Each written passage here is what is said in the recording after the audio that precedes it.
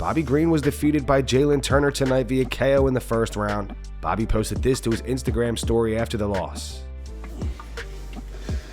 What up, guys?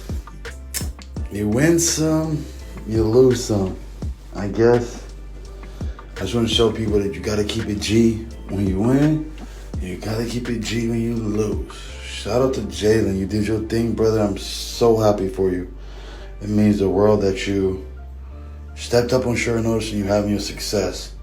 So shout out to you. To all my people.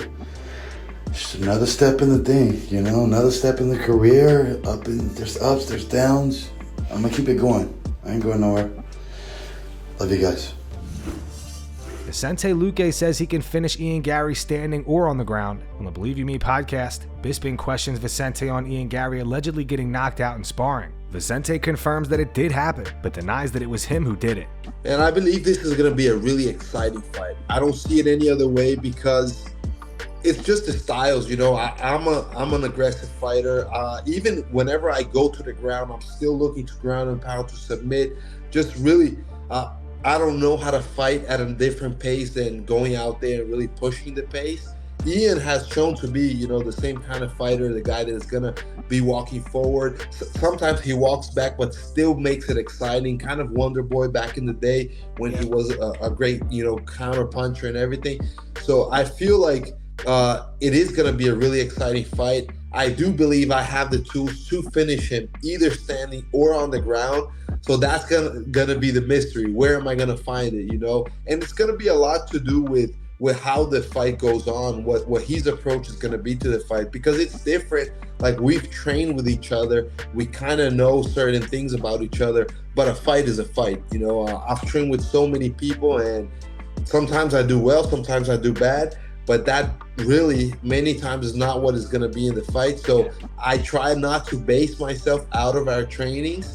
I feel like I really want to go in there, see what he's going to present to me, and be ready for everything, you know, be ready to strike against him. Maybe, who knows, maybe he's going to try to take me down. If I hit him hard with something, you know, he's going to try to surprise me. So I'd rather stay ready and bring the action and push the pace than try to, like, okay, I'm just going to run him over wherever I think, you know, I might think. So Brendan was just on, as you know, and he told me that he saw somebody with a punch put him to sleep. I would ask you who that was, but I know you're not going to say. So I can tell you it was not me. But it will be you on December 16th. Yes, hopefully. Hopefully yeah. It will be me on December 16th if I find that handy connected. After UFC Austin tonight, Dana White was questioned about PFL's recent purchase of Bellator. Dana is not very optimistic. And what do you make of the PFL buying Bellator? PFL is now saying that, you know, they're the co-leader. They believe that the roster is comparable to the UFC's. So what do you make of the whole? I don't know. What do you think about that? I'm asking you. No comment? You have no comment? You want me to comment? It's hilarious, but yeah, good for them. I wish them all the luck in the world. Cool. And Oscar mentioned I've covered this before. You must not have heard it.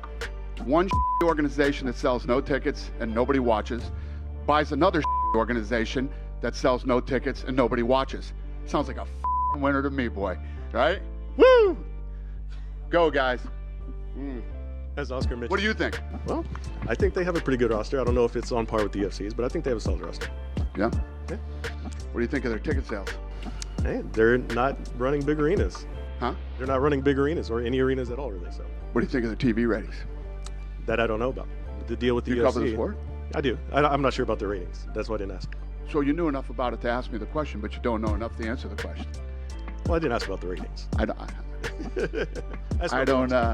I don't believe you, but okay. Alex Bejeda posts footage of him riding a mechanical bull.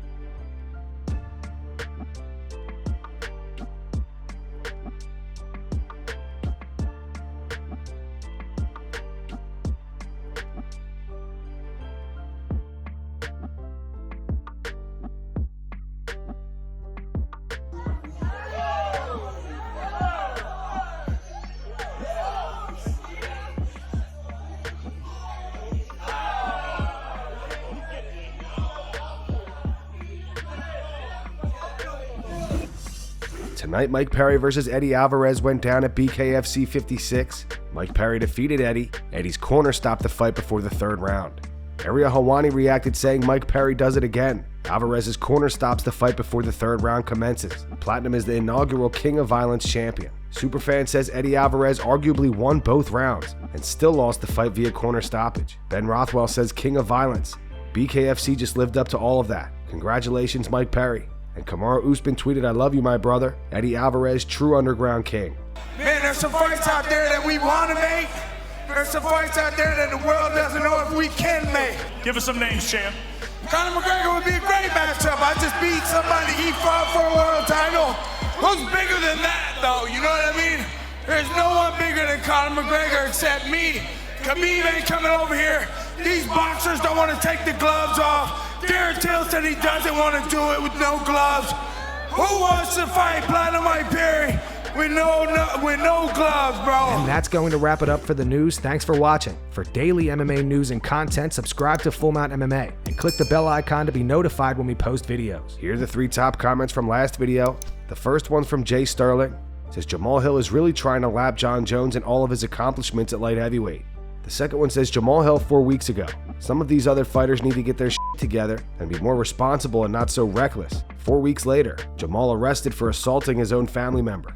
And the final one says John Anik. Not too long ago, Jamal was charged for domestic violence for beating up his brother. We hope that gets resolved. This is brought to you by Bud Light. Those were the 3 top comments from last video. If you want to be featured in the next one, all you have to do is comment down below. And if you missed yesterday's news, click the video on screen right now to get caught up.